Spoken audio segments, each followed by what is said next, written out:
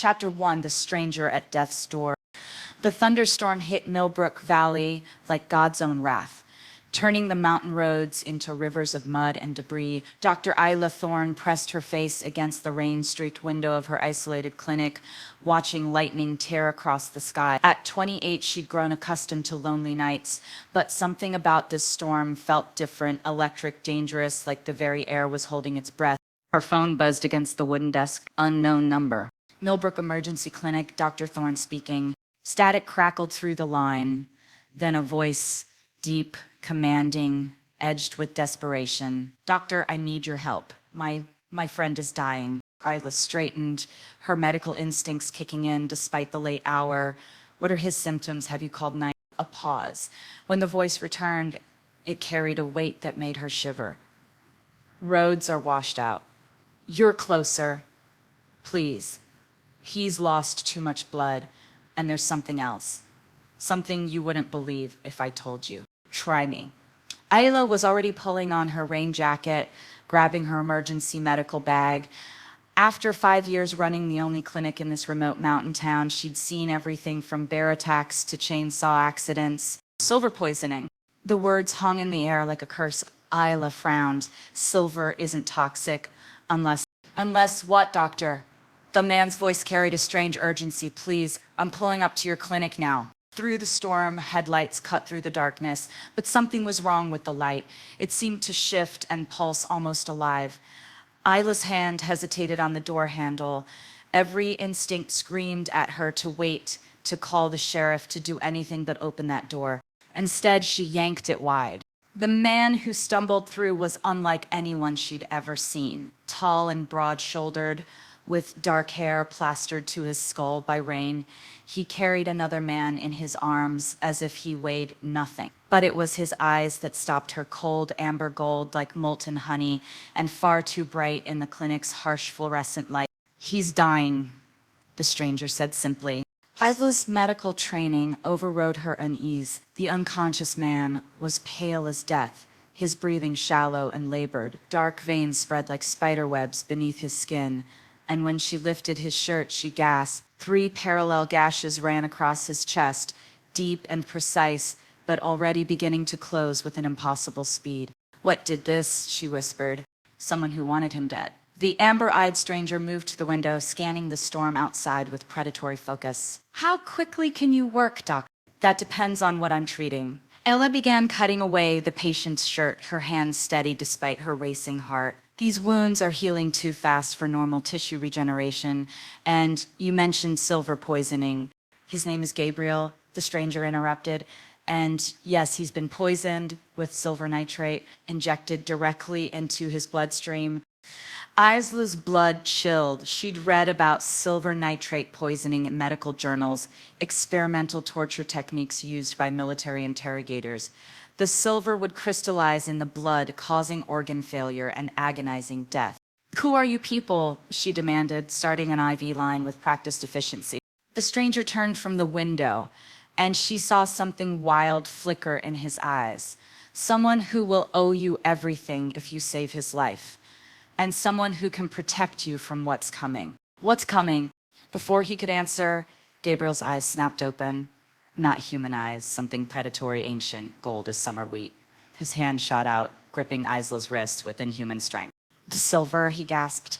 "It burns like hellfire. Make it stop." Isla's mind raced. She'd never treated silver poisoning before, but she knew the theory: chelation therapy, to bind the metal particles, aggressive fluid replacement, supportive care. But looking at Gabriel's impossibly fast healing wounds, she suspected normal medicine wouldn't be enough. "I need to know what you are," she said quietly. "I can't treat what I don't understand." Gabriel's grip tightened, his breathing ragged. "Dangerous, that's what we are. And now they know where to find us." The lights flickered and died. Emergency power kicked in, bathing the clinic in red light. Through the storm, Isla heard something that made her blood freeze, the sound of engines, multiple vehicles getting closer. The amber-eyed stranger tensed like a coiled spring. "They found us faster than I expected." "Who found us?" Isla demanded, but her hands never stopped working. She'd prepared a chelation drip, her medical training taking over even as terror clawed at her chest. Hunters, Gabriel whispered, his eyes finding hers, and they don't leave witnesses. The stranger moved to her side, his presence both comforting and terrifying. My name is Kieran Cross, and whether you believe it or not, doctor, your life just changed forever. Headlights swept across the clinic's windows, not just one vehicle, but several. The engines cut off simultaneously, leaving only the sound of rain and Gabriel's labored breathing. Isla's hands trembled as she adjusted the IV drip. Whatever these men were, whatever they'd brought to her doorstep, there was no going back now. She was committed to saving Gabriel's life and to facing whatever nightmare waited outside in the storm. Gabriel's breathing began to steady as the chelation therapy took effect, the dark veins beneath his skin slowly fading, but his eyes remained fixed on hers, burning with an intensity that seemed to see straight through to her soul. Thank you, he whispered, for not running. Kieran checked the locks on the clinic door, his movements precise and deadly. They're surrounding the building, 3 vehicles, maybe 12 men, all armed. Armed with what? Isla asked, though part of her already knew the answer. Silver bullets, silver blades, everything they need to kill our kind. Our kind. The words echoed in her mind as she monitored Gabriel's vital signs. His recovery was nothing short of miraculous.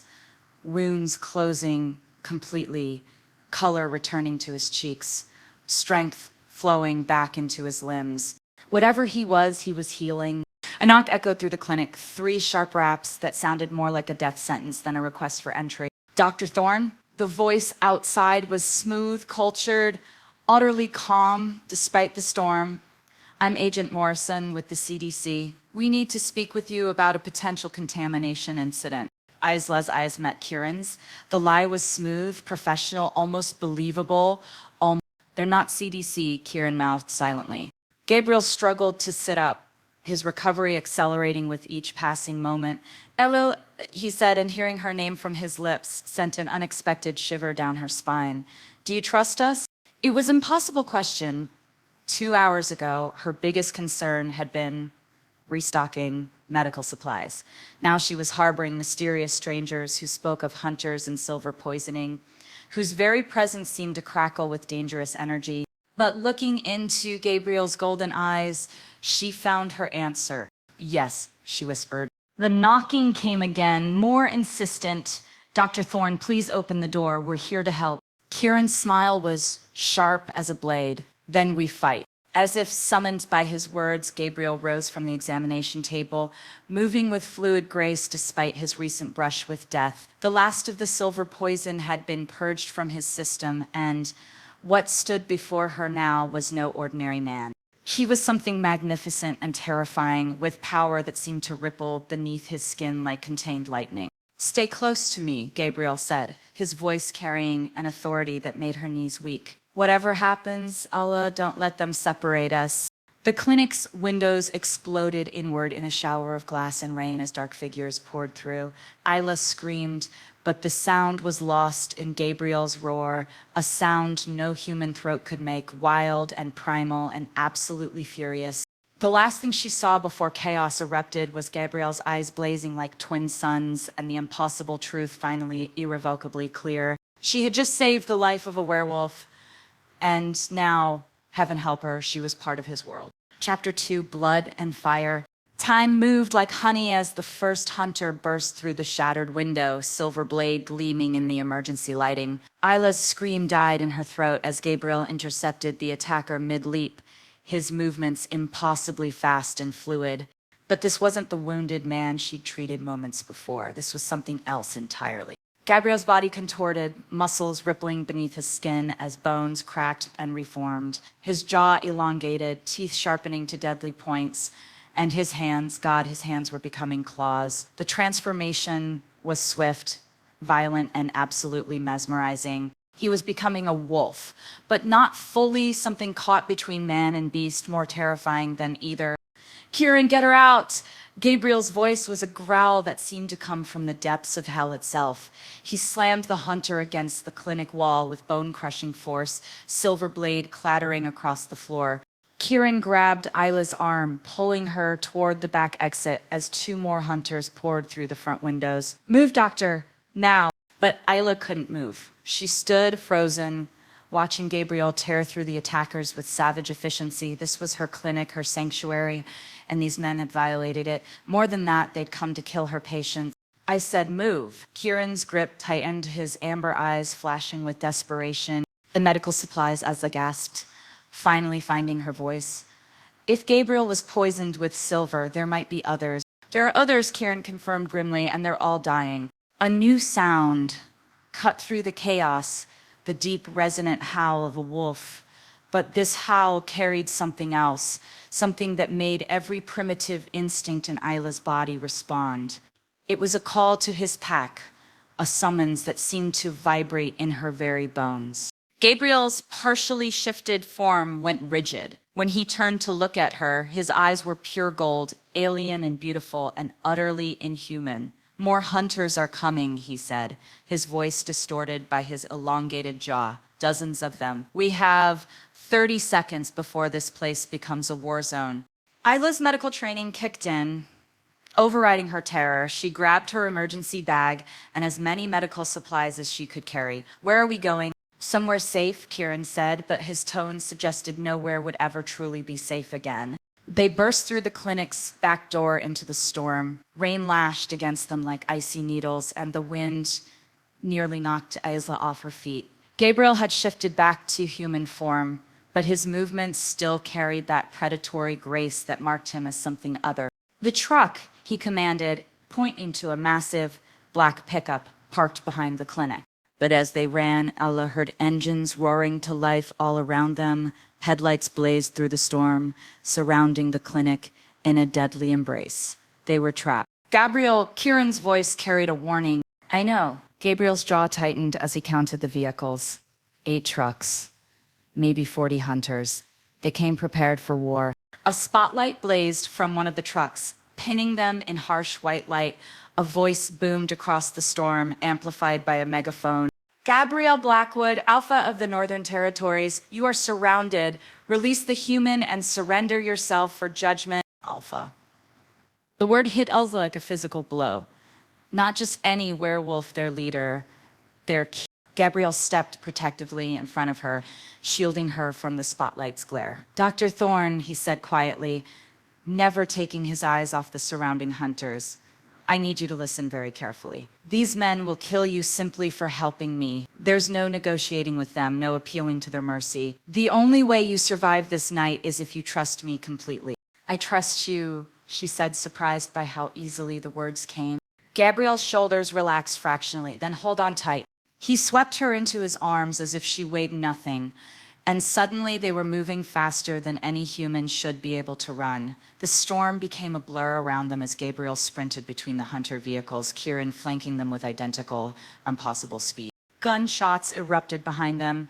Ola heard the distinctive whistle of bullets cutting through air, but Gabriel moved with supernatural agility, dodging and weaving through the darkness. The silver bullets won't kill us instantly, Gabriel explained as he ran, his voice barely strained despite their breakneck pace. But they'll slow us down enough for them to finish the job. They reached Gabriel's truck, and Kieran dove behind the wheel, while Gabriel deposited Isla in the passenger seat with surprising gentleness. His hands lingered on her shoulders for just a moment, warm, steady, reassuring, despite the chaos around them. Whatever you see tonight, Gabriel said, climbing into the truck bed, remember that we're still the same people who needed your help, the same people you chose to save. The engine roared to life, and Kieran gunned it. They crashed through a ring of hunter vehicles, metal screaming against metal as they carved a path through the ambush. Through the rear window, Isla watched Gabriel crouch in the truck bed, his body already beginning to shift again. Why are they hunting you? She shouted over the engine noise. "'Cause we exist," Kieran replied grimly, taking a corner at suicidal speed. "Because we're stronger, faster, harder to kill than humans. Because we represent everything they fear about losing their place at the top of the food chain." Behind them, the hunters gave chase. Their vehicles were faster on the straightaways, but Kieran knew these mountain roads like they were carved into his soul. He took turns that should have sent them tumbling into ravines, navigating by some impossible instinct through the storm-lashed darkness. howl echoed through the night, not Gabriel's call from before, but something answering it. Then another and another. The pack, Kieran breathed, relief flooding his voice. They heard the summons. Through the storm, shapes moved in the darkness alongside their truck. Massive forms that ran on four legs, keeping pace with their desperate flight. Wolves the size of small horses, their eyes gleaming like captured starlight. Gabriel's pack had come for their alpha. How many of them are there? Isla whispered, watching the wolves flow through the forest like living shadows. In our territory, maybe 200. Kieran's smile was sharp with satisfaction. The hunters bit off more than they can chew. The lead hunter vehicle pulled alongside them, and Isla saw the driver clearly for the first time. He was older, silver-haired, with the kind of cold intelligence that sent chills down her spine. When their eyes met through the rain-streaked windows, he smiled, a predator's smile full of terrible promise. Then Gabriel landed on the hunter's hood with bone-jarring force.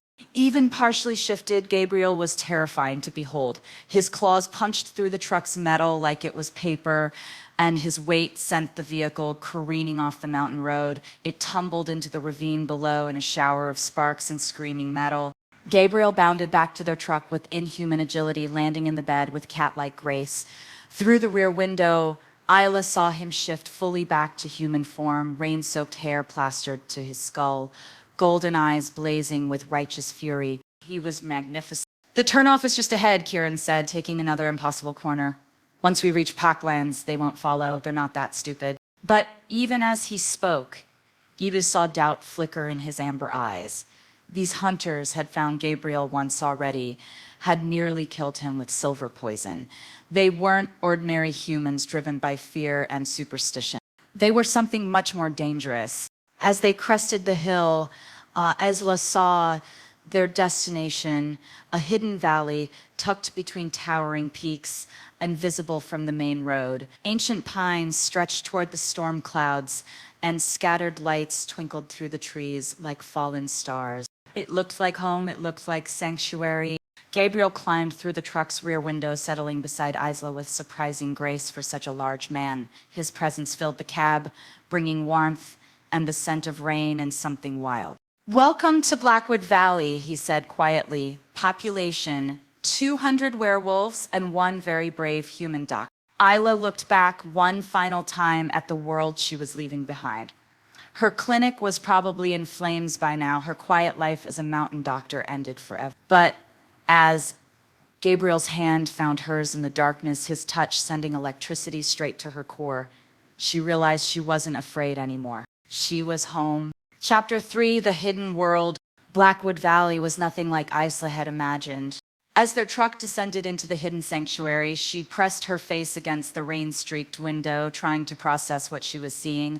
This wasn't some primitive wilderness camp or collection of crude shelters. Elegant homes nestled between ancient pines, their warm lights glowing like beacons against the storm. Gardens and pathways wound through the forest with natural grace, and in the distance she could see what looked like a grand lodge built from massive timber and stone.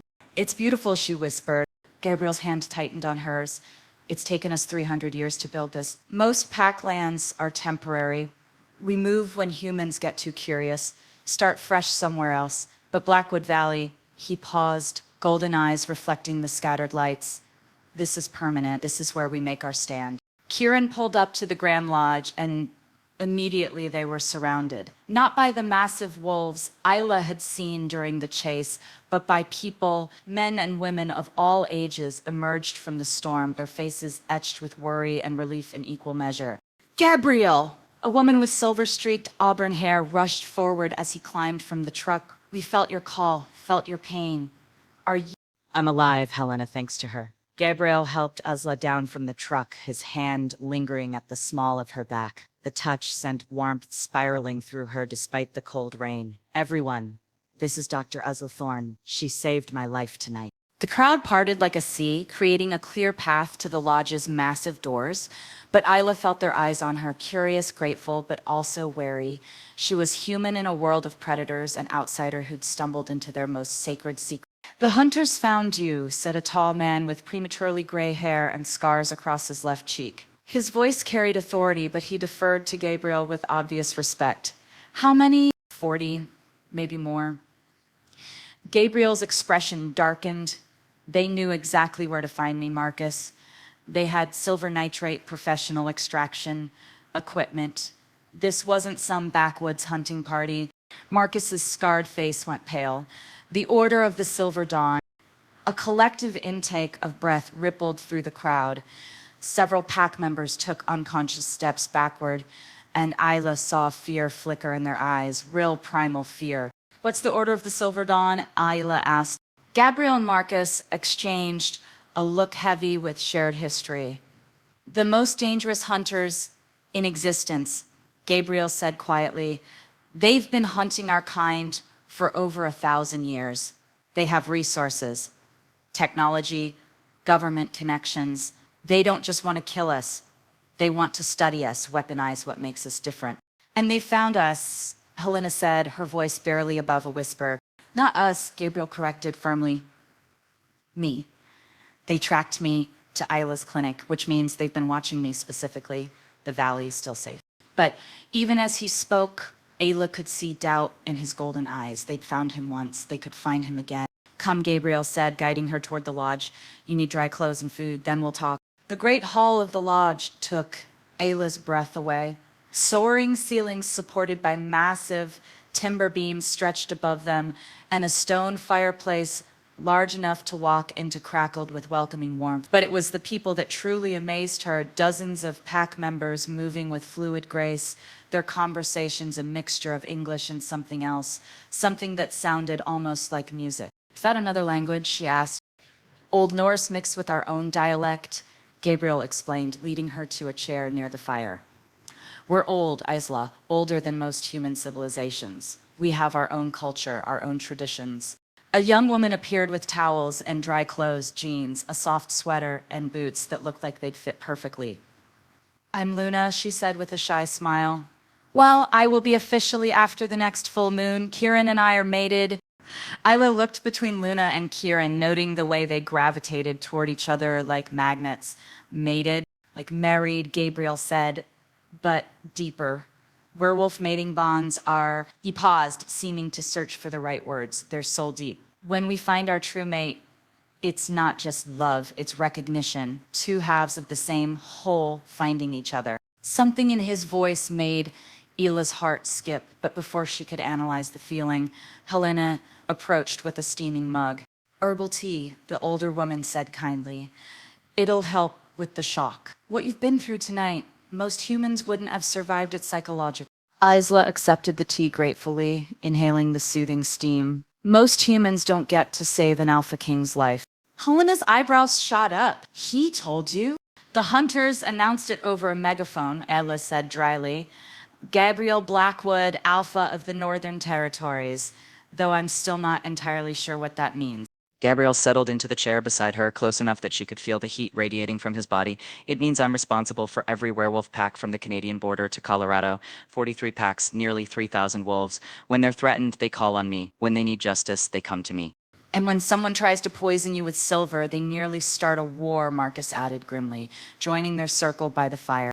Tell me about the silver poisoning, Esla said, her medical curiosity overriding her exhaustion. How is that even possible? Silver isn't inherently toxic to human physiology. Gabriel rolled up his sleeve, revealing his forearm. In the firelight, she could see faint scars, old wounds that had healed imperfectly. Silver disrupts our healing abilities. A cut that should close in minutes takes weeks. A bullet wound that should be minor becomes potentially fatal. But silver nitrate, he shuddered, it crystallizes in our blood, turns our own healing factor against us. Who knew enough about werewolf physiology to devise something like that? Isla wondered aloud. Someone who's been studying us for a very long time, Gabriel said darkly. Someone who's had access to our kind before. The implication hung heavy in the air. The Order of the Silver Dawn hadn't just stumbled across werewolf weaknesses, they'd learned them through experimentation, through torture. Gabriel, Kieran appeared at his alpha side, his expression troubled. The perimeter scouts are reporting movement on the valley's borders. No direct approach, but they're out there, watching. Gabriel's jaw tightened. How many? Hard to say in the storm, but they're using heat signature equipment, night vision, military-grade gear. Isla's blood chilled. They followed us. No, Gabriel said firmly, they can't track us here. The valley has natural protection, magnetic anomalies that interfere with electronic equipment. They might know we're somewhere in this area, but they can't pinpoint the exact location. Yet, Marcus added ominously, Gabriel stood abruptly, pacing to the massive windows that overlooked the valley. Rain still lashed against the glass, but beyond the storm, Isla could see lights moving through the forest, pack members taking defensive positions, preparing for a siege that might never come, or might come at dawn. I should leave, Gabriel said suddenly. Take a small group, lead them away from the valley. Let them follow me while the pack remains safe. No. The word escaped Isla's lips before she could stop it. Everyone turned to look at her, and she felt heat rise in her cheeks. I mean, you were nearly killed tonight. You need time to recover fully. And if this order is as dangerous as you say, you can't face them alone. Gabriel's golden eyes found hers across the room, and something electric passed between them. You barely know me, Isla. Why do you care what happens to me? The question hung in the air like a challenge. Why did she care? 6 hours ago, she'd never seen this man before. She knew nothing about his world, his responsibilities, his past. By all logic, she should be terrified, demanding to be taken home, trying to forget everything she'd witnessed. Instead, she stood and walked to where he stood by the windows. Up close, she could see the exhaustion in his eyes, the weight of leadership that pressed down on his shoulders like a physical burden. Because, she said quietly, you're not just fighting for yourself, you're fighting for all of them. She gestured toward the pack members scattered throughout the hall. Luna and Kieran, Helena, Marcus, families and children, and people who built something beautiful here. And because, she paused, gathering courage, because when you held my hand in that truck, I felt safer than I've ever felt in my life. Gabriel's breath caught. He reached up slowly, as if afraid she might vanish, and cupped her face in his palm. His skin was warm, calloused from years of manual work, but infinitely gentle. Isla, he whispered, and her name on his lips sounded like a prayer. I know this is insane, she continued, leaning into his touch despite every rational instinct screaming at her to pull away. I know I should be terrified, should run back to my normal, safe human life, but I can't. Something about you, about this place, it feels like coming home. Gabriel's thumb traced her cheekbone, and she saw something fierce and possessive flicker in his golden eyes. Do you know what you're saying? I'm saying I want to help, she replied. I'm saying that whatever comes next, whatever this order wants with you, you don't have to face it alone. Gabriel leaned closer, his forehead nearly touching hers. Ayla, there are things about my world, about what I am, that you don't understand yet. The bond you're feeling, it's not just attraction. It's something deeper, something that could change your life forever. Then explain it to me, she whispered. But before Gabriel could answer, a howl pierced the night long, urgent, full of warning. It was answered by another, then another, until the entire valley rang with the sound of wolves calling to their pack. Marcus was already moving toward the windows, his scarred face grim. That's the alarm call. The hunters aren't just watching anymore. Gabriel's expression shifted instantly from tender to deadly. They're testing our defenses. Through the storm, Isla could see lights moving at the valley's edge. Not the warm glow of pack members, but the harsh white beams of tactical flashlights. The Order of the Silver Dawn had found them, and this time they'd come prepared for war. Chapter 4, Shadows of the Past. The war room beneath the lodge was a stark contrast to the warm great hall above. Maps covered every surface, marked with red pins indicating packed territories, safe houses, and known hunter activities. Computer screens flickered with surveillance feeds from the valley's perimeter, and the air hummed with tension thick enough to cut. Gabriel stood at the center of it all, his commanding presence filling the underground chamber as he coordinated defensive positions with pack leaders via radio. Watching him work, Isla finally understood what it meant to be an Alpha King. This wasn't just leadership, it was the weight of an entire species on his shoulders. Delta Team reports movement along the eastern ridge, Marcus announced, studying a bank of monitors. Heat signatures suggest at least 20 hostiles, but they're maintaining distance. They're probing, Gabriel said grimly, testing our response times, mapping our defensive capabilities. The Order doesn't attack until they're certain of victory. Helena appeared at Isla's elbow with another cup of tea, her motherly presence a comfort in the midst of chaos. You should try to rest, dear. You've been through more tonight than most humans experience in a lifetime. I can't rest, Risley replied, watching Gabriel coordinate with his pack. Not while they're out there planning whatever they're planning. The waiting is the hardest part, Helena agreed. Gabriel's been fighting the Order for 15 years, ever since he became Alpha King.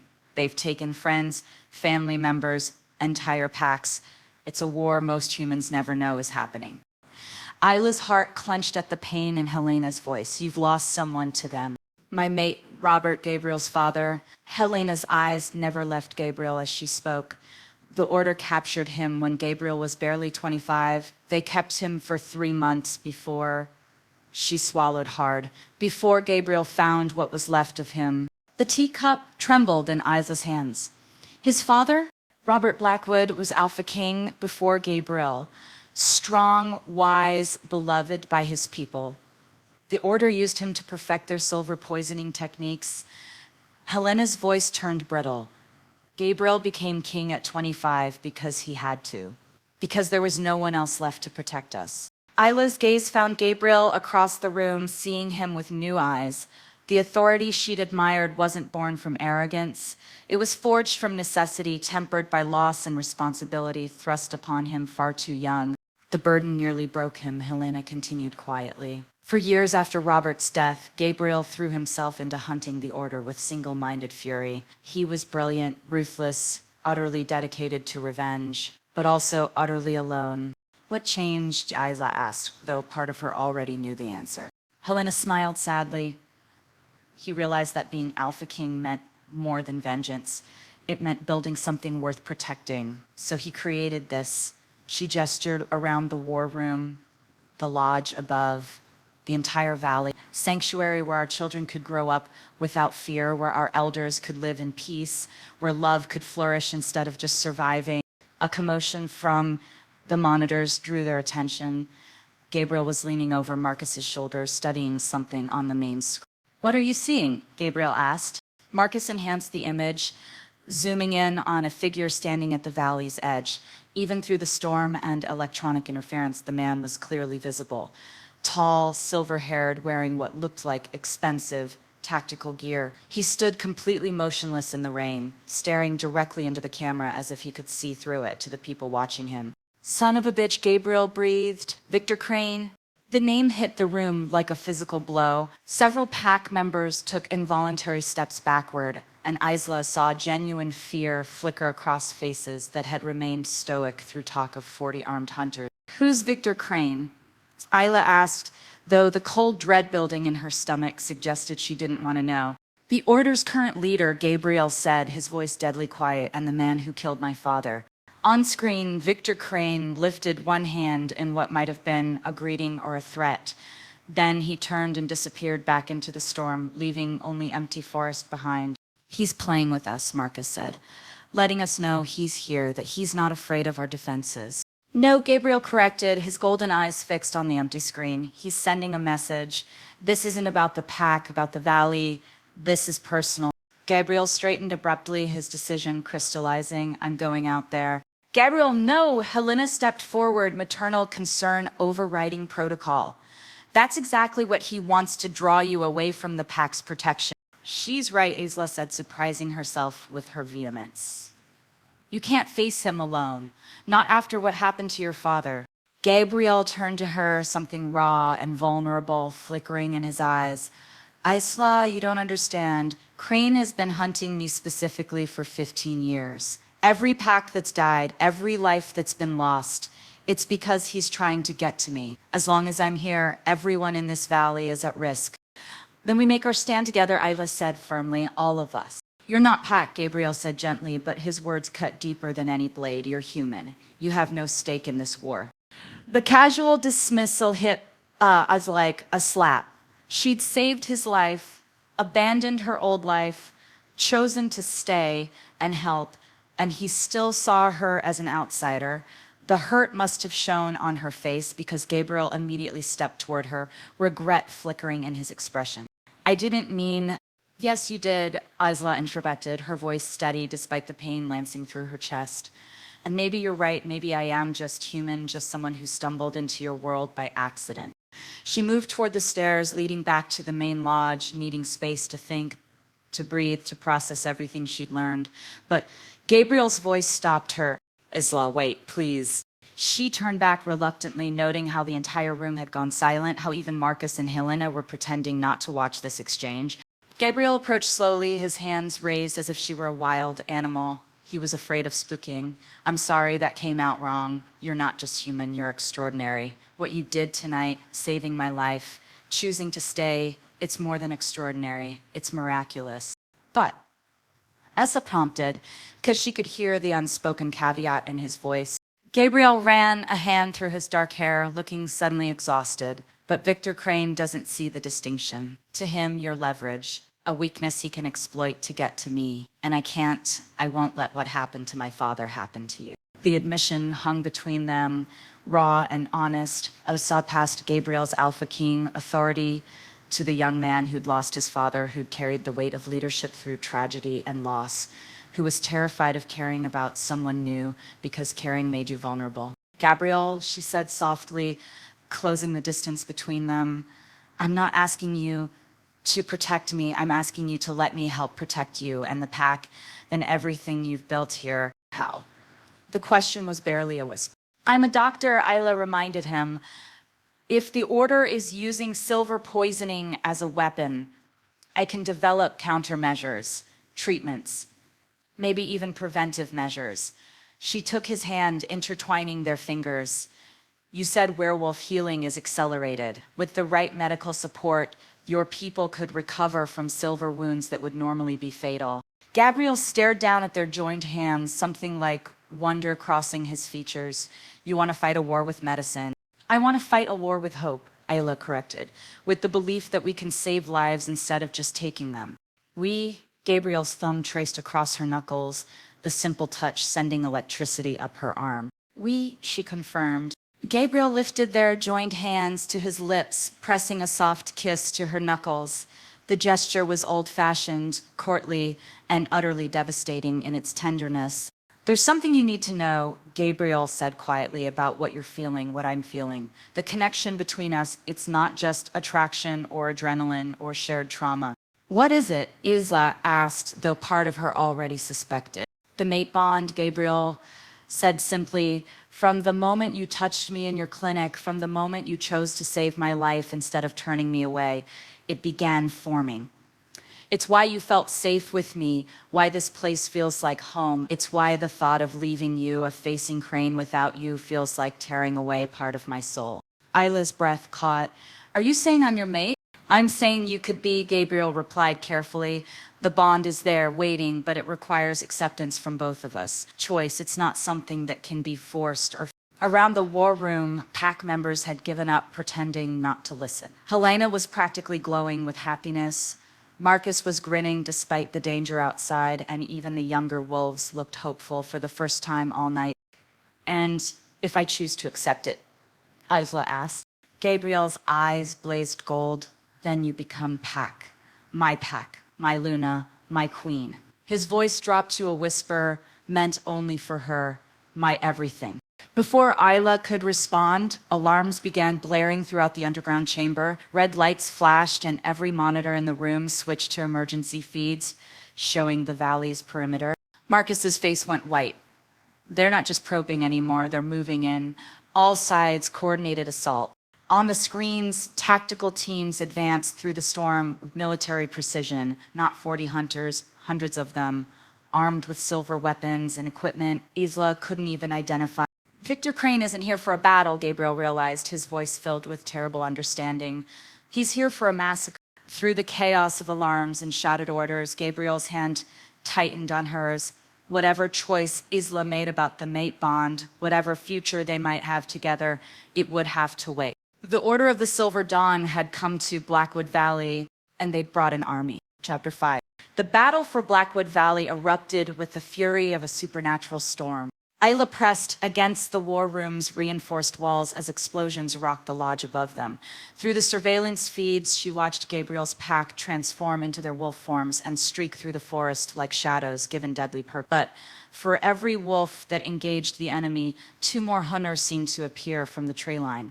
They've been planning this for months, Marcus shouted over the chaos, coordinating defensive positions on multiple radio channels. Maybe years. They know our patrol routes, our safe houses, even our emergency protocols.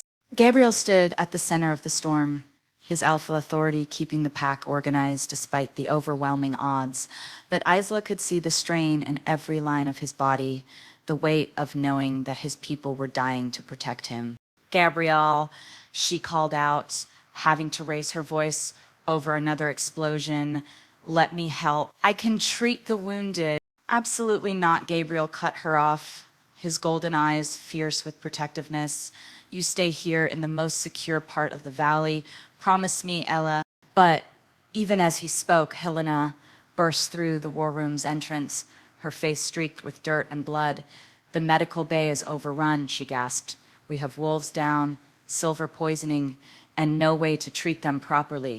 Gabriel's jaw clenched. The choice was impossible. Let his pack members die from treatable wounds or send his potential mate into danger. Asla made the choice for him. Helena, show me where, she said, grabbing her medical bag and heading for the stairs. Isla, no! Gabriel's command rang with alpha authority, the kind of voice that compelled absolute obedience from his pack. But Allah wasn't pack, not yet. She turned back to him, her heart breaking at the anguish in his expression. You said the mate bond requires choice from both of us. This is my choice, Gabriel. Let me save your people. Before he could stop her, she was running up the stairs with Helena, leaving Gabriel torn between his duty as alpha and his desperate need to protect the woman who was becoming his everything. The main lodge was a war zone.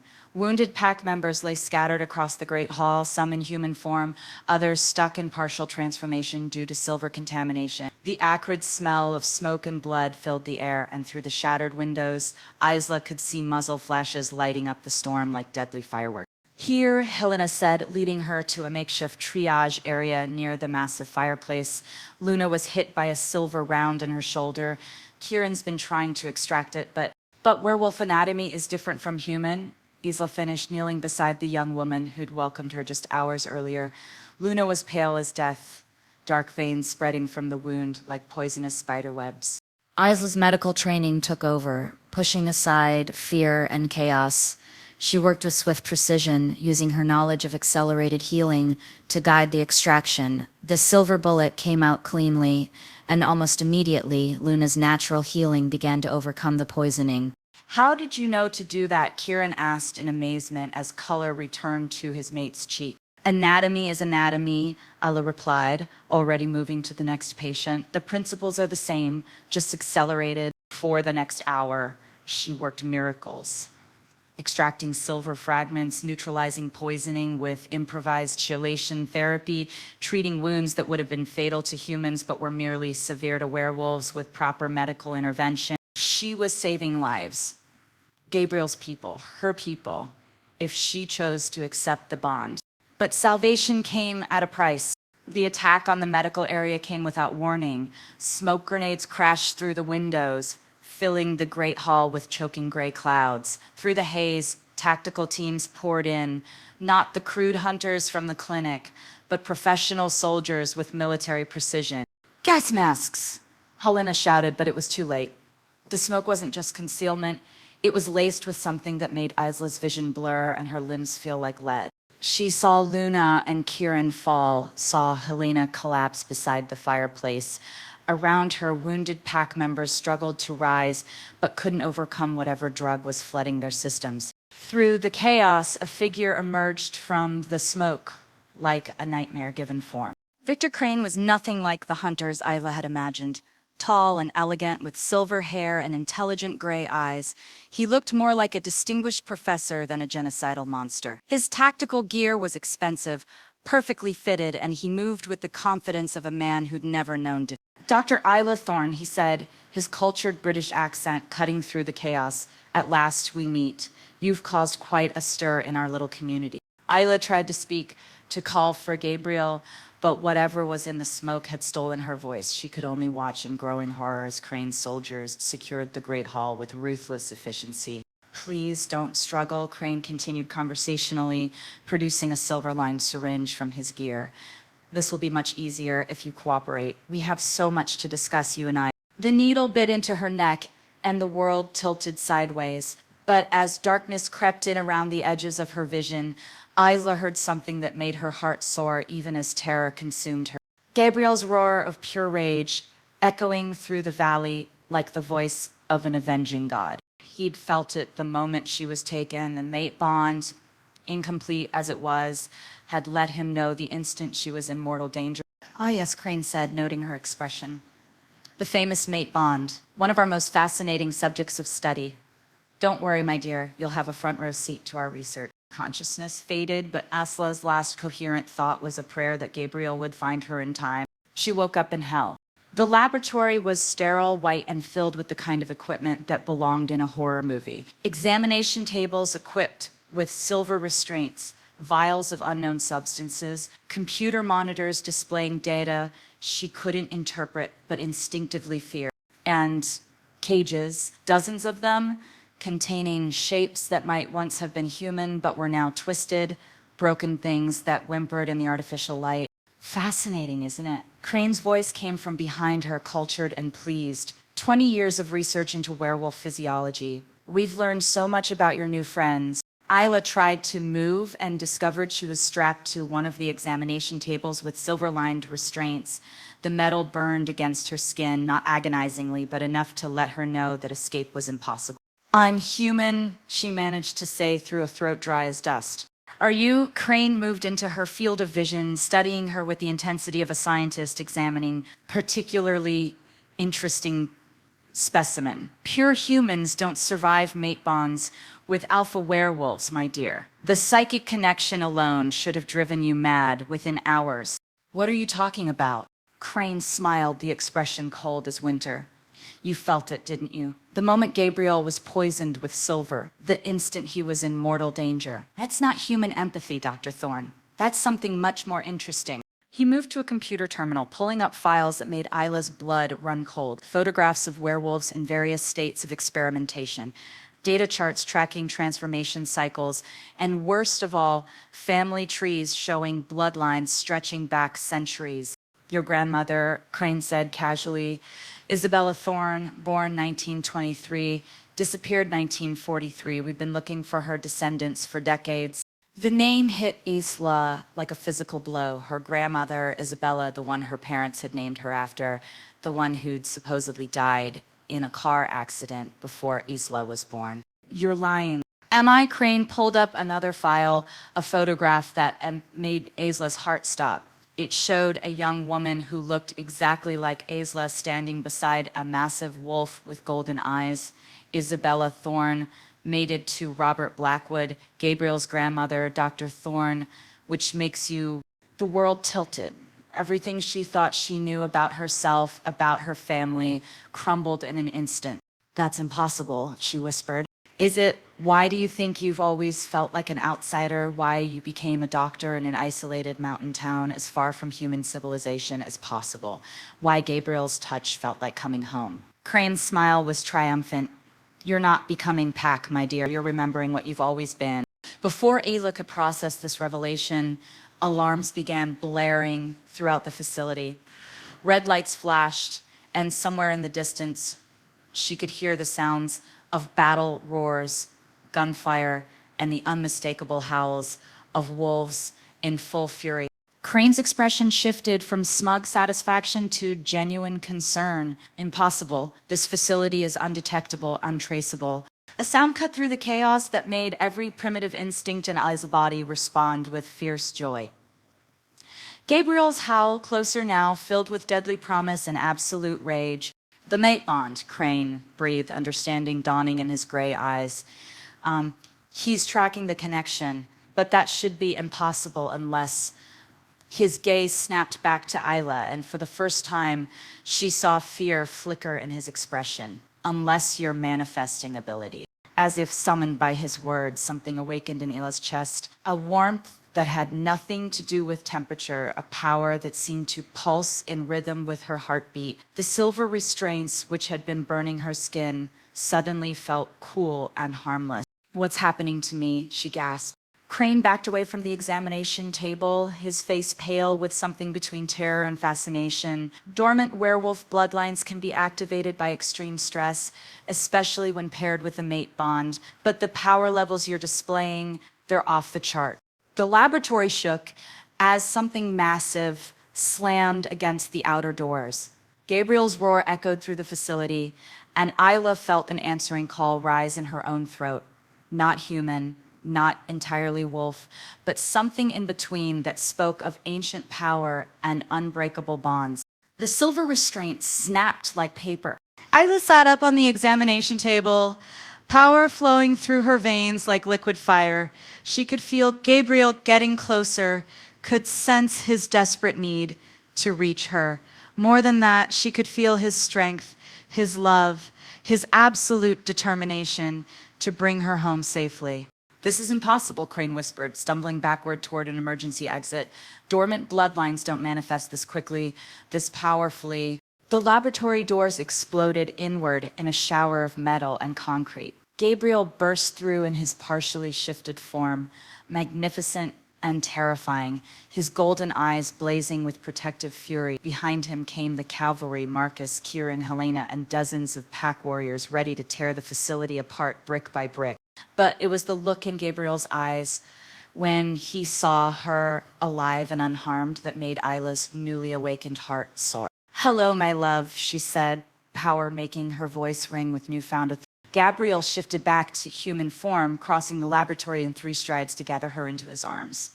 The moment they touched, the mate bond flared to complete blazing life between them. Isla felt his strength become hers, felt his love and relief and desperate joy flowing through the connection like a river of light. "I felt you," he whispered against her hair. "The moment they took you, I felt your fear, your pain. The bond led me straight to you." "It's not just the bond," Ela said, marveling at the power still flowing through her veins. "Gabriel, I'm not entirely human. My grandmother was Robert Blackwood's mate," Gabriel finished, wonder in his voice. "Which makes you pack royalty, Ella, my equal in every way." Across the laboratory, Crane had reached his emergency exit, but he turned back for one final revelation. "Enjoy a reunion," he called out, his voice echoing through the facility. "But remember, Dr. Thorne, or should I say Lena Blackwood, this was just the beginning. We know what you are now. We know what you're capable of, and we'll be back." He vanished through the exit, leaving behind the horrors of his laboratory and the promise of future conflict. But as Gabriel's lips found hers in a kiss that sealed their mate bond completely and forever, Isla realized she wasn't afraid anymore. She was exactly where she belonged, in the arms of her alpha, surrounded by her pack, with power flowing through her veins and love burning in her heart. The war with the Order wasn't over, but for the first time, they had hope. They had each other. Chapter 6. 3 days after the laboratory rescue, Blackwood Valley had transformed into a fortress of preparation and power. Isla stood in the center of the training grounds, sweat beading on her forehead as she faced off against Marcus in hand-to-hand combat. Her newly awakened abilities were intoxicating: strength that let her match a seasoned warrior, speed that made her movements blur, and an instinctive understanding of combat that felt like awakening from a long dream. "Better," Marcus grunted as she landed a solid hit to his ribs. "But you're still thinking like a human. Feel the power, don't analyze it." Around the training ground, other pack members watched in fascination as their new Luna learned to harness abilities that should have taken years to develop. But the dormant Blackwood bloodline was strong, and the completed mate bond with Gabriel seemed to accelerate everything. Again, Isla said, dropping into a fighting stance that would have been impossible for her human body just days ago. But before Marcus could respond, Gabriel's voice cut across the training ground. "Enough for today," he approached with fluid grace, and even after 3 days of being mated, Isla felt her pulse quicken at the sight of him. The bond between them had only grown stronger, creating a constant awareness of each other that was both comforting and intensely distracting. "I'm not tired," Isla protested, though her body suggested otherwise. Your body isn't tired, Gabriel corrected, his golden eyes warm with concern. But your mind is. Awakening dormant abilities, this quickly puts enormous strain on your psyche. You need rest. The care in his voice made something warm bloom in Isla's chest. She'd spent her entire adult life taking care of others, patients, the community, anyone who needed her medical expertise. Having someone worry about her well-being was both foreign and deeply appealing. One more round, she negotiated, unable to resist the urge to push her limit. Gabrielle's expression shifted, alpha authority mixing with mate protectiveness in a way that made her knees weak. Allah. The single word carried enough command to make every wolf in the training grounds lower their heads instinctively. But Isla wasn't just any wolf. She was his mate, his equal, and the power flowing through her veins refused to be dominated. Gabrielle, she replied, meeting his gaze steadily. For a moment, the training ground fell silent as Alpha and Luna engaged in a battle of wills that crackled with supernatural energy. Then Gabriel's lips curved in a smile that was pure predator. As you wish, my love, he said, stepping into the sparring circle. But this time, you fight me. The watching pack members took several steps backward, sensing the shift in energy. This wasn't training anymore. It was something far more primal, more intimate, more dangerous. Gabriel circled her with predatory grace, his movements hypnotically fluid. Show me what you've learned, Luna. I struck without warning, her new speed making her attack almost impossible to follow. But Gabriel was ready for her, deflecting her blow and countering with gentle precision that tested her defenses without causing harm. They moved together like dancers, each attack and defense flowing seamlessly into the next. Gabriel's strength was overwhelming, but Isla's awakening abilities made her unpredictable, dangerous in ways that clearly delighted him. Faster, Gabriel commanded, his voice rough with something that wasn't entirely about combat. Stop holding back. Isla let loose, allowing the power in her veins to guide her movements. She became a blur of motion, striking from impossible angles, her body moving in ways that defied human limitations. Gabriel matched her pace for pace, but she could see the strain in his expression, the effort it took to keep up with her accelerating abilities. The moment she landed a solid hit to his solar plexus, sending him stumbling backwards, she realized what was happening. She wasn't just learning to fight, she was growing stronger, faster, more powerful with each passing hour. Impossible, Marcus breathed from the sidelines. Dormant bloodlines don't develop this quickly. Gabriel recovered his balance, his golden eyes blazing with something between pride and concern. Unless they're not dormant, he said quietly. Unless they've been suppressed. The implications hit Isla like a physical blow. Suppressed by who? By someone who knew exactly what you were, Helena said, appearing at the edge of the training circle with a thick leather journal in her hands. Someone who had access to you from birth. She opened the journal, revealing pages of handwritten notes in faded ink. I've been researching your family line since Gabriel brought you home. This belonged to your grandmother, Isabella. I found it hidden in Robert's study after he died. Isla took the journal with trembling hands, scanning the elegant script that detailed her grandmother's relationship with Gabriel's grandfather. But it was the final entries that made her blood run cold. The child will be born with power beyond imagining, she read aloud, but Victor Crane has threatened to take her, to use her as leverage against the pack. We've found a way to suppress her abilities until she's old enough to protect herself. The spell will hold as long as she remains unaware of her heritage.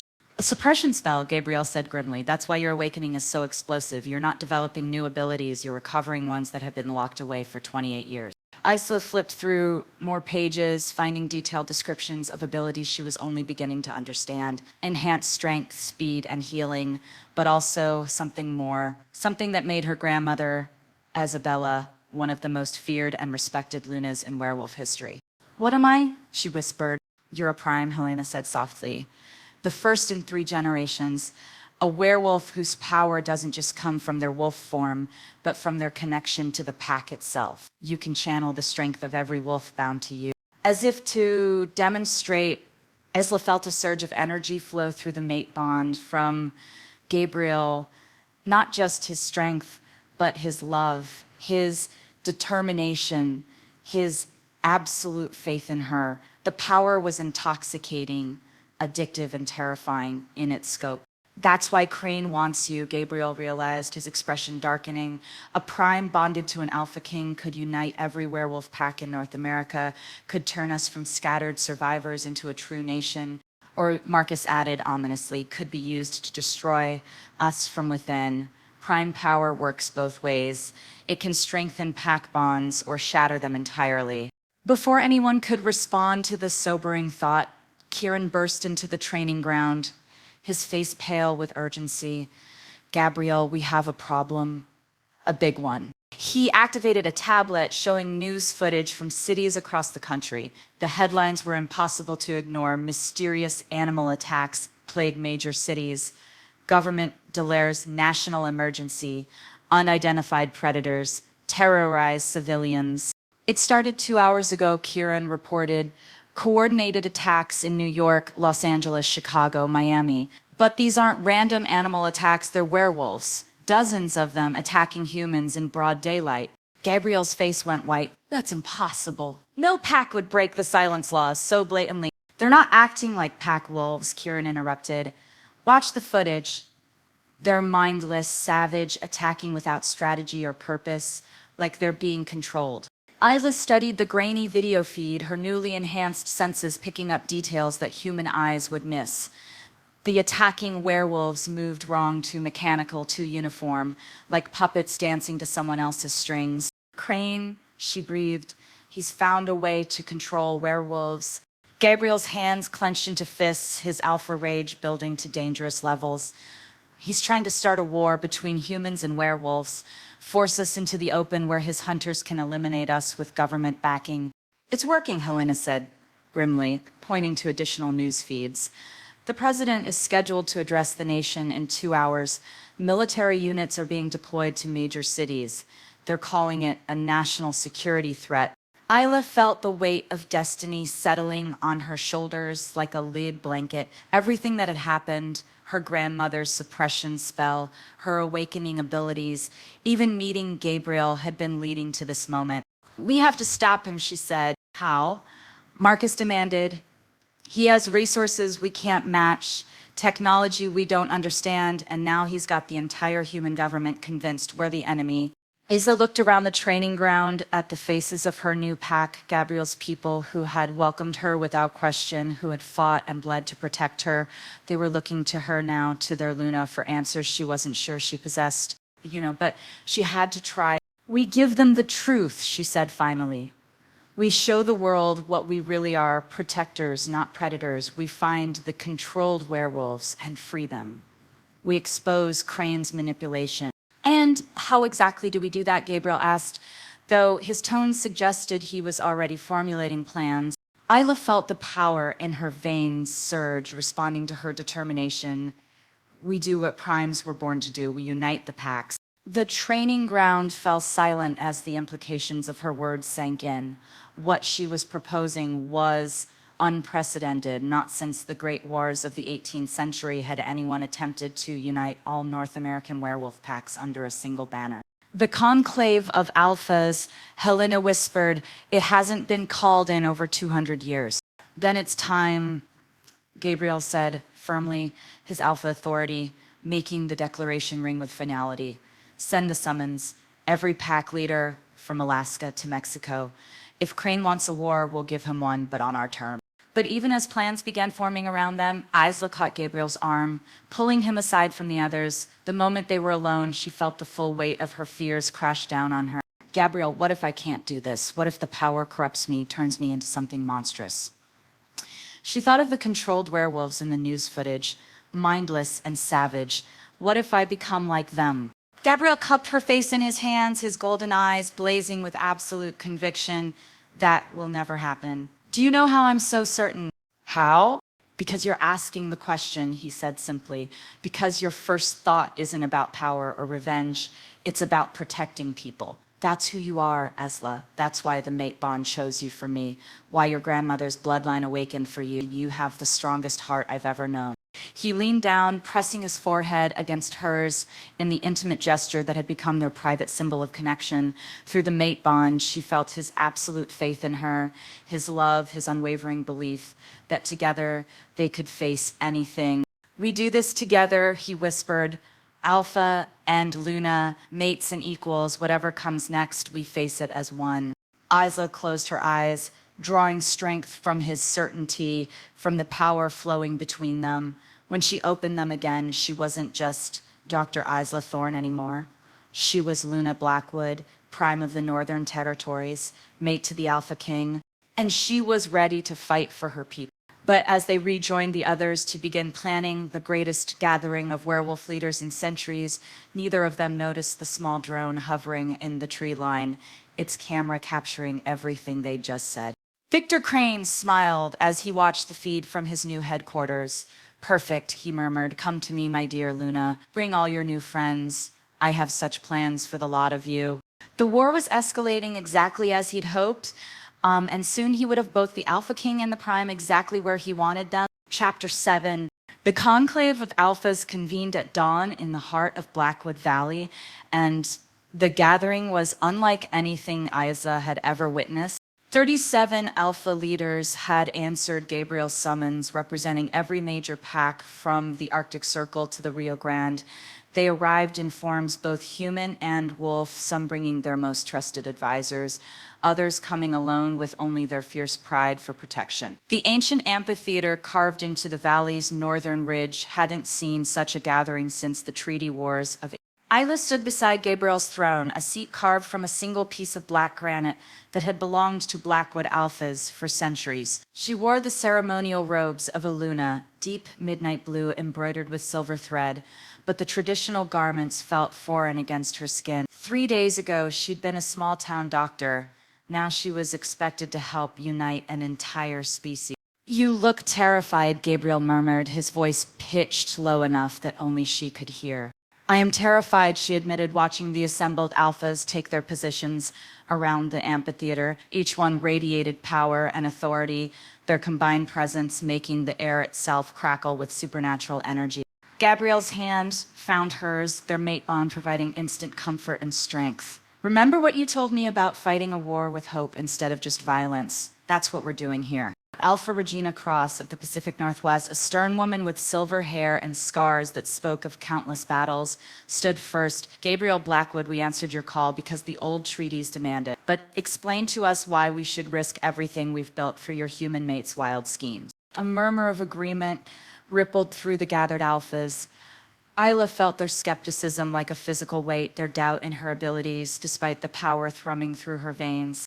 But before Gabriel could respond, Alpha Thomas Kane of the Texas Territories rose, his weathered face grim, because my pack was attacked 3 hours ago. Government forces armed with silver weapons, supported by helicopters and tactical teams. We lost 12 wolves, including 3 cubs. The amphitheater erupted in angry growls and sharp intakes of breath. More alphas began speaking, each reporting similar attacks across the continent. The Montana packs are under siege, reported Alpha Sarah Winters, her voice tight with barely controlled rage.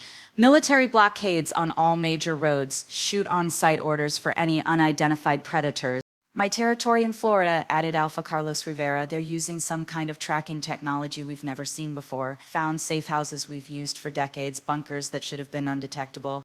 Gabriel's expression darkened with each report. Crane isn't just starting a war, he's coordinating a genocide. While we've been planning unity, he's been positioning his pieces for a systematic elimination of our entire species. Isla stepped forward, her prime abilities letting her feel the collective fear and anger of every alpha present. The emotion was overwhelming, but beneath it, she sensed something else, a desperate hope that someone, anyone, could offer them salvation. I know I'm new to your world, she began, her voice carrying clearly through the amphitheater. I know most of you see me as an outsider, a human who doesn't understand the complexities of pack politics or supernatural warfare. Several alphas nodded, their expressions ranging from skeptical to openly hostile. But I am a doctor, Isla continued, drawing strength from Gabriel's unwavering support through their bond.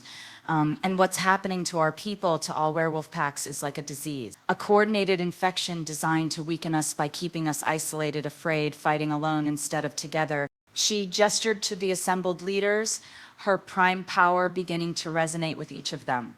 Look around you. 37 of the strongest, most intelligent, most capable leaders our species has ever produced. Crane fears this gathering more than anything else because he knows that united we're unstoppable. Alpha Regina's expression softened slightly. And your solution is what? Exactly. We can't fight the entire human military, even united. We don't fight them, Isla replied. We save them. A stunned silence fell over the amphitheater. Several alphas exchanged bewildered glances, clearly questioning her sanity. Explain, Gabriel said quietly, though she could feel his curiosity and growing excitement through their bond. Ursula took a deep breath, committing to a plan that was forming even as she spoke. The controlled werewolves attacking human cities, they're not our enemies, they're victims. Crane has found a way to override their free will, turn them into weapons. But what if we could free them? Show the world that we're not the monsters, that we're the ones trying to save both humans and werewolves from the real threat. Alpha Thomas leaned forward, his scarred face thoughtful. You're talking about a rescue mission in the middle of active war zones. It's suicide. It's hope, Isla corrected. It's showing humanity that we're not their enemies, that the real enemy is the one manipulating both sides into destroying each other. For a moment, the amphitheater buzzed with quiet conversations as alphas conferred with their advisors. Then Alpha Regina stood again, her expression transformed from skeptical to intrigued. It's insane enough that it might work, she admitted, but it would require perfect coordination, absolute trust between packs, and leadership capable of uniting wolves who've been independent for centuries. All eyes turned to Gabriel and Isla. The weight of their gazes was overwhelming, but through the mate bond, Isla felt Gabriel's strength become her own. Then we give them that leadership, Gabriel said, his alpha authority ringing through the amphitheater. Luna Blackwood and I will coordinate the rescue operations. Each pack contributes what they can. Warriors, resources, intelligence. We move as one, strike as one, save our people, and show the world our true nature. One by one, the alphas began to stand, signaling their agreement. Alpha Regina was first, followed by Thomas, then Carlos. Within minutes, all 37 leaders were on their feet, their combined power creating a resonance that made the very ground tremble. The conclave recognizes Gabriel Blackwood as Supreme Alpha and Isla Blackwood as Prime Luna. Alpha Regina announced formally, "May the ancestors guide your path and strengthen your purpose." The ancient words echoed through the amphitheater, sealing an alliance that hadn't existed for over 2 centuries. Isla felt the moment like a physical sensation, threads of connection spinning out from her to every alpha present, weaving a web of power and loyalty that spanned the continent. She was no longer just Gabriel's mate, she was Luna to every werewolf in North America. But even as triumph flooded through her, a new sound cut through the celebration, the whine of approaching aircraft growing louder by the second. Military helicopters, Marcus announced grimly, monitoring radio frequencies on a tactical device. Multiple flights converging on our position. ETA 3 minutes. Gabrielle's expression shifted instantly from triumphant to lethal. Impossible. The valley's electromagnetic shielding should make us invisible to their instruments. Unless someone gave them our exact coordinates, Isla realized, her blood running cold. On cue, Victor Crane's cultured voice echoed through the amphitheater, transmitted from speakers hidden throughout the ancient stone structure. "Congratulations on your touching display of unity," Crane's voice carried smug satisfaction. "I do hope you enjoyed your little coronation ceremony, because it will be your last." The assembled alphas immediately shifted into defensive positions, but Crane continued speaking with maddening calm. "The electromagnetic pulse charges placed throughout your valley will detonate in approximately 90 seconds, disabling every piece of modern technology for a 50-mile radius. No communications, no vehicles, no way to call for help. My forces will then move in to collect the most valuable specimens, starting with our new Prime Luna." Isla felt Gabriel's protective fury blaze through their bond, but before he could act, explosions rocked the amphitheater. Not the EMP charges, something else. Something that filled the air with a sickly sweet smell that made every werewolf present stagger. "Silver nitrate in aerosol form," Crane's voice continued pleasantly, delivered via drone deployment. "You'll find your healing abilities somewhat compromised for the next several hours." Around the amphitheater, alphas were falling to their knees as the silver poisoning took hold, their supernatural strength drained away, leaving them vulnerable as ordinary humans. But Isla remained standing. The prime power in her veins seemed to neutralize the poison, her awakened abilities protecting her from Crane's chemical warfare. "Fascinating," Crane observed, clearly monitoring the scene through hidden cameras. The prime bloodline provides natural resistance to silver contamination. How very convenient for my research purposes. Gabriel struggled to his feet, golden eyes blazing with determination despite the silver weakening his system. Isla, run. Get out of the valley. Find the other packs. No, she said firmly, her prime power flaring as she made her choice. We don't abandon family. Through her connection to the mate bond, she began channeling her uncontaminated strength directly to Gabriel. The process was instinctive, natural, but the drain on her energy was enormous. Gabriel straightened as her power flowed into him, his eyes widening with amazement and concern. Isla, you can't sustain this for long. Long enough, she interrupted, extending her awareness to the other fallen alphas. If she could channel strength to Gabriel, perhaps she could do the same for all of them. But as she reached out with her prime abilities, trying to create a healing network that would span the entire amphitheater, Victor Crane played his final card. I wouldn't attempt that if I were you, my dear. His voice carried genuine warning for the first time. You see, the silver aerosol was merely the opening gambit. The real trap was activated the moment you began using your prime abilities on such a scale. Too late, Isla felt it. A resonance in her power that didn't belong to her, a foreign frequency that was somehow hijacking her connection to the pack network. Sympathetic resonance technology. Crane explained with obvious pride. Every time you use your prime abilities, you strengthen the signal we're using to control werewolves across the country. The more power you channel, the more slaves we create. Horror washed over Isla as she realized the trap. Using her abilities to save the alphas would doom countless other werewolves to Crane's control. Choose quickly, Luna, Crane taunted. Save the leaders and damn the packs, or let your new allies die and preserve the free will of your people. Around the amphitheater, military forces were already rappelling from helicopters, silver weapons gleaming in the morning sun. The assembled alphas struggled against the poison in their systems, but without Isla's help, they would be captured or killed within minutes. Gabriel's hand found hers, his grip weak but determined. Whatever you choose, I support you. We face this together. Isla looked around the amphitheater at the faces of her people leaders who had trusted her, followed her, accepted her as Luna despite her human origins. Then she thought of the thousands of werewolves across the continent, free and fighting for their lives. The choice was impossible, but it was hers to make. With tears streaming down her face, Isla made the hardest decision of her life. She cut off the power flow to the alphas, letting her prime abilities retreat deep within herself, where Crane's technology couldn't reach them. I'm sorry, she whispered to Gabriel as military forces surrounded them. The last thing she saw before the tranquilizer dart hit her neck was Gabriel's eyes, blazing with love and understanding and absolute faith in her choice.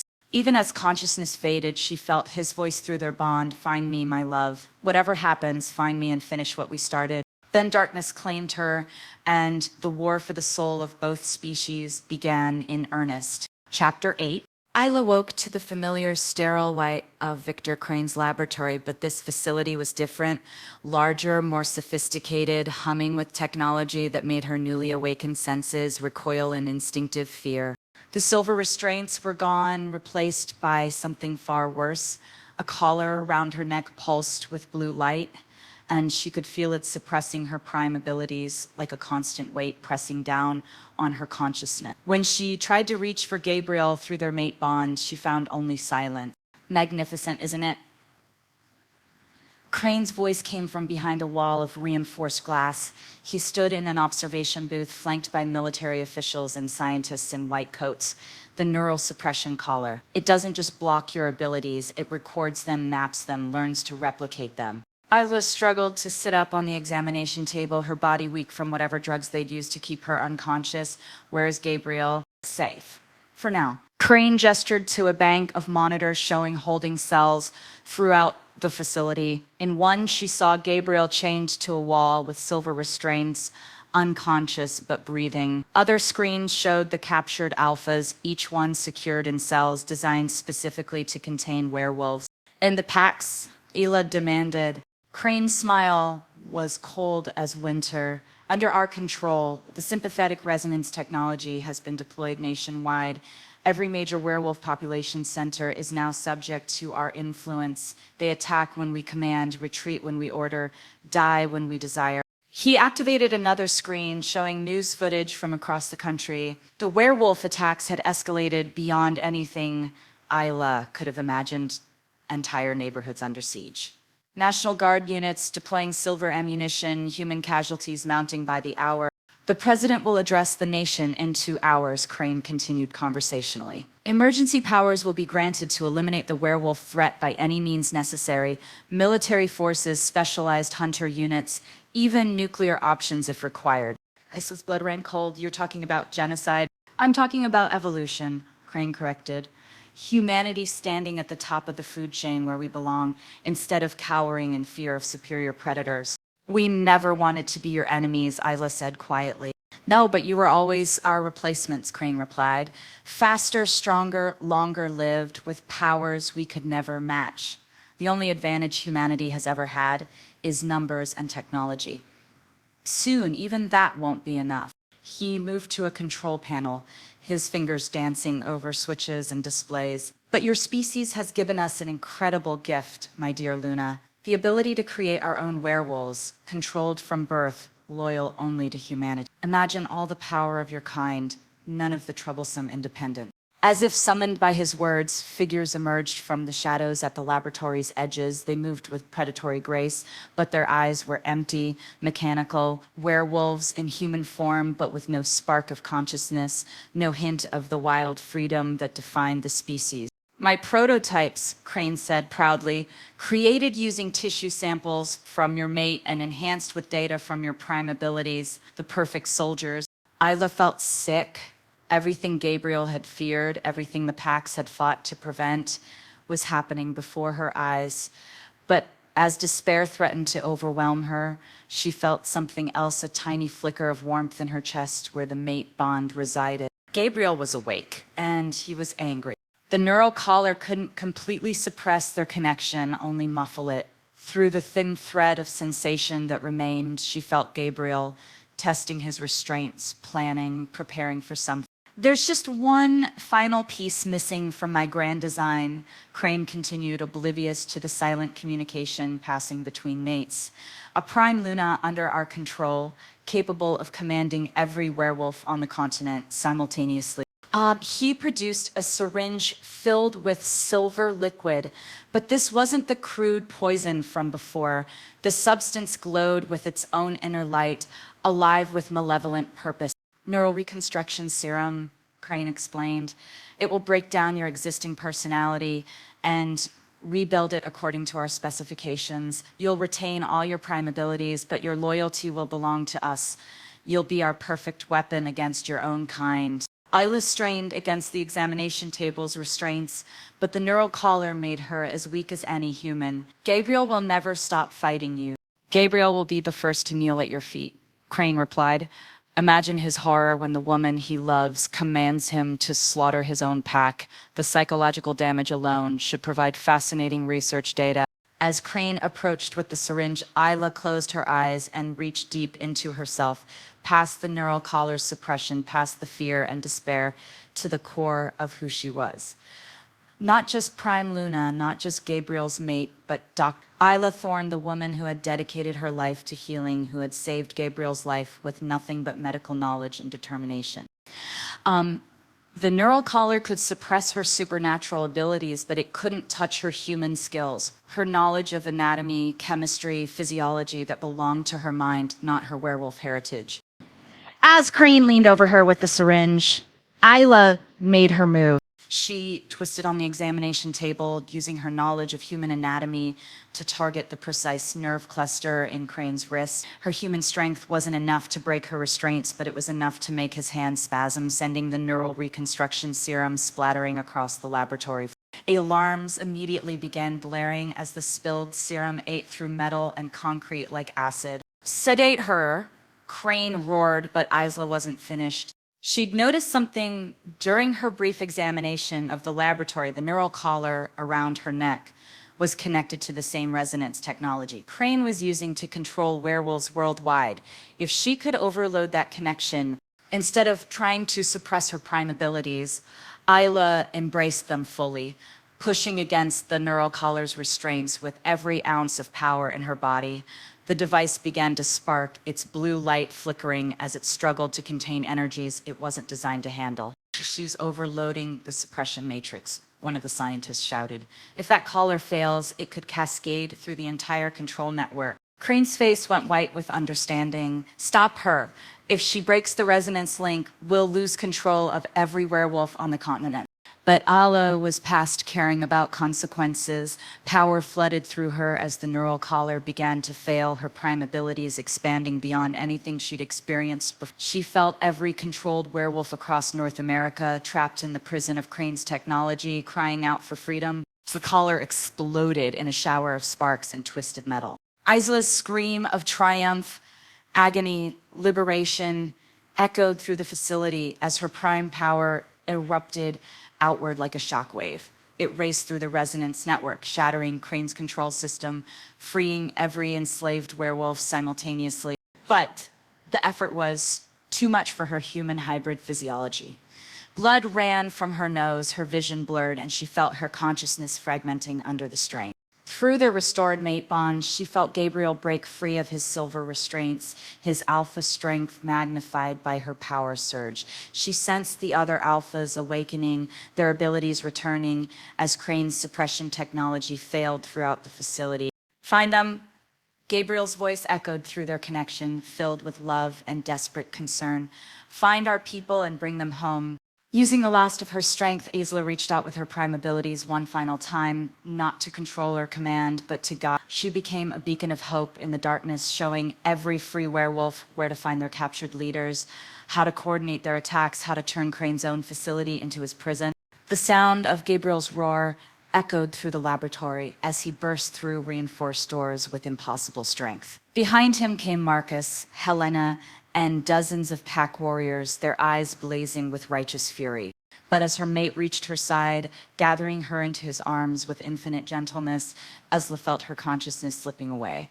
The effort of breaking Crane's control network had pushed her beyond her limit. "Stay with me," Gabriel whispered, his voice breaking as he felt her life force ebbing through their bond. "Isla, please. We did it. We won. Stay with me." Through dimming vision, she saw Victor Crane backing toward an emergency exit, his face a mask of defeated rage. "This isn't over," he snarled. "You've won a battle, not the war." Actually, said a familiar voice from the laboratory's entrance, "This is exactly over." Alpha Regina Cross entered, flanked by government officials in military dress. But these weren't Crane's allies. Their uniforms bore the insignia of a different agency entirely. "Victor Crane," Regina announced with grim satisfaction, "you're under arrest for crimes against humanity, unauthorized human experimentation, and treason against the United States government." As military police moved to arrest Crane, Regina explained to the stunned laboratory, "The real government has been investigating Crane's operations for months. He went rogue from his official hunters unit years ago using government resources for his personal vendetta. Everything he told you about official sanction was a lie." Allah felt a spark of hope, even as darkness encroached on her vision. If the human government hadn't sanctioned the genocide, "The president's address will announce a joint task force," Regina continued. "Humans and werewolves working together to clean up Crane's mess and prevent future conflicts. A new era of cooperation instead of war." Gabrielle's arms tightened around her as she began to slip away. "Isla, hold on. The pack needs you. I need you." But she was too weak, had given too much of herself to break the control network. Her prime abilities had saved thousands of werewolves, but the cost was her own life. "I love you," she whispered, touching his face with a trembling hand. Tell our people they're free. Tell them they're home. "Tell them yourself," Gabriel said fiercely. "Fight, Isla, for us, for our future, for the children we'll have, and the pack will build together." As consciousness faded, Isla felt something impossible happening. The mate bond between them flared to blazing life, but instead of her power flowing to Gabriel, his was flowing to her. Not just his strength, the strength of every werewolf she'd freed, every pack member she'd saved, every alpha who owed her their lives. They were all giving back what she'd given them: love, loyalty, hope, and life itself. Her eyes snapped open, blazing with silver fire. The prime power in her veins stabilized, supported by the collective will of an entire species who refused to let their Luna die. "Hello, my love," she said to Gabriel, echoing her words from their first rescue. His answering smile was brilliant as the sun. "Hello, my everything." Around them, the laboratory echoed with the howls of free werewolves, the sound of victory, and the promise of a future built on hope instead of fear. The war was over, but their story, their pack, their love, their united species was just beginning. Chapter 9, 3 months later. The autumn moon hung full and silver above Blackwood Valley as the largest celebration in werewolf history prepared to begin. What had started as a traditional mating ceremony between Alpha and Luna had evolved into something unprecedented, a coronation, a wedding, and a declaration of unity for an entire species. Isla stood before the mirror in the Luna's chambers, hardly recognizing herself. The woman looking back wore a gown of midnight blue silk that seemed to capture starlight in its folds, with a crown of silver and moonstone that had belonged to Gabriel's grandmother. But it wasn't the ceremonial garments that transformed her, it was the confidence in her eyes, the power that hummed beneath her skin, the absolute certainty that she was exactly where she belonged. "You're glowing," Helena observed, making final adjustments to the crown. Literally. "Your prime abilities are responding to your emotions." Gila laughed, noting the soft silver radiance emanating from her skin. "I can't help it. After everything we've been through, the fact that we're here, that we won, that you're about to mate bond permanently with the love of your life in front of 3,000 witnesses." Luna added with a grin. She'd recovered completely from her silver poisoning and had become one of Isla's closest friends. That might have something to do with the glowing. Through the chamber windows, Isla could see the transformed valley below. Representatives from every pack in North America had come to witness the ceremony, their campfires dotting the forest like fallen stars. But more remarkably, human observers were present too, government officials, scientists, even news crews documenting this historic moment of species cooperation.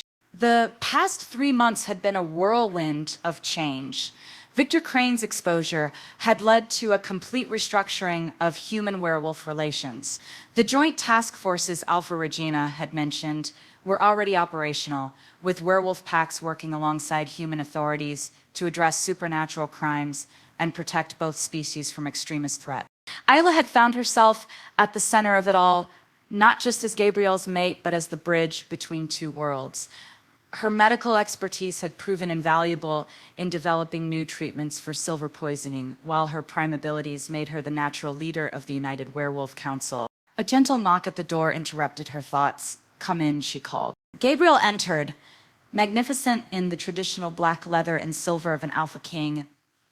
The sight of him still made her breath catch, not just because he was devastatingly handsome, but because of what he represented: strength, honor, protection, and a love so deep it had literally saved her life. "You're not supposed to see me before the ceremony," Isla protested, though she made no move to turn away. "Old human superstition," Gabriel replied with a smile that made her knees weak. "Werewolf tradition says mates should never be apart on their bonding day." He crossed the room to her, his golden eyes warm with adoration and desire. "Besides, I have something for you." He produced a small velvet box, and Isla's heart skipped. "Gabriel, the crown is already—" "Not jewelry," he interrupted, opening the box to reveal something that made tears spring to her eyes. It was a locket, antique, silver engraved with intertwining wolves. Inside was a photograph of her grandmother Isabella and his grandfather Robert on their own mating day, looking impossibly young and radiantly happy. "Helena found it in Robert's study," Gabriel explained, his voice soft with emotion. "Your grandmother left it for you along with a letter." With trembling fingers, Isla unfolded the yellowed paper he handed her. Her grandmother's elegant script seemed to glow in the lamplight. "My dearest granddaughter, if you are reading this, then the suppression spell has broken and you have found your way home to the Blackwood Pack. I pray that your path has been easier than mine, though I suspect it has been equally filled with love." The locket contains a blessing passed down through generations of prime lunas. Wear it tonight and you will carry the strength of all who came before you. But more importantly, you will carry the hope of all who come after. Build something beautiful, my dear one. Build something that lasts. With all my love, Grandmother Isabella. Isla clutched the locket to her chest, feeling a connection not just to her grandmother, but to all the Luna Queens who had worn the same blessing. Gabriel fastened the chain around her neck with infinite gentleness, his fingers brushing her skin and sending familiar electricity racing through her. Ready? He asked, offering his arm. Ready, she confirmed, though her heart was pounding with anticipation. They emerged from the lodge to find the entire valley transformed into a cathedral of nature and magic. Thousands of werewolves in both human and wolf forms had gathered in the ancient amphitheater, their combined presence creating an energy that made the very air shimmer. Luna and Kieran stood as witnesses along with Marcus, Helena, and all 37 alphas who had survived Crane's assault. But it was the human delegation that truly moved Isla. President Martinez herself was present, along with Secretary of Defense Williams and other high-ranking officials who had chosen cooperation over conflict. Even Dr. Sarah Chen, the scientist who had helped develop the neural suppression technology, was there now working to ensure such devices could never be misused again. The ceremony itself was unlike anything in human experience. Ancient words in the old language mixed with promises in English, creating vows that bound not just two hearts, but two souls for eternity. When Gabriel placed the Luna's crown on her head, Allah felt the weight of responsibility and the strength of an entire species flowing through her. Do you, Allah Thorne, accept the bonds of mate and pack Luna and Prime to stand beside Gabriel Blackwood as equal and partner for all the days of your life? Alpha Regina intoned, her voice carrying the authority of centuries. I do, Isla replied, her voice strong and clear. Do you, Gabriel Blackwood, accept the bonds of mate and pack, Alpha and King, to stand beside Allah Thorne as equal and partner for all the days of your life? I do, Gabriel said, his golden eyes never leaving hers. The moment their lips met in the ceremonial kiss, the mate bond flared to blazing completeness between them. But this time, instead of just connecting two souls, it created a network that touched every werewolf present. For one shining moment, Isla felt the hopes, dreams, and love of an entire species united in celebration. When they finally broke apart, the amphitheater erupted in howls of joy that echoed across the mountains. Wolves ran through the forest in celebration, their voices raised in songs that spoke of freedom, love, and hope for the future. As the formal ceremony gave way to the celebration feast, Isla found herself surrounded by well-wishers from both species. President Martinez approached with a warm smile, extending her hand in congratulation. Prime Luna, the president said formally, then dropped the title with a grin. Isla, what you've accomplished here, the bridge you've built between our peoples, it gives me hope for the future. The future is what we make it, Isla replied, feeling Gabriel's pride through their bond. Together, as the evening progressed, she watched humans and werewolves mingling freely, sharing stories and laughter around the celebration fires. Children from both species played together in the flickering light, their joy a promise that the next generation would know cooperation instead of conflict. Penny for your thoughts? Gabriel appeared at her side with 2 glasses of champagne, his presence as comforting as a warm embrace. Just thinking about how much has changed, Isla mused, accepting the glass with a smile.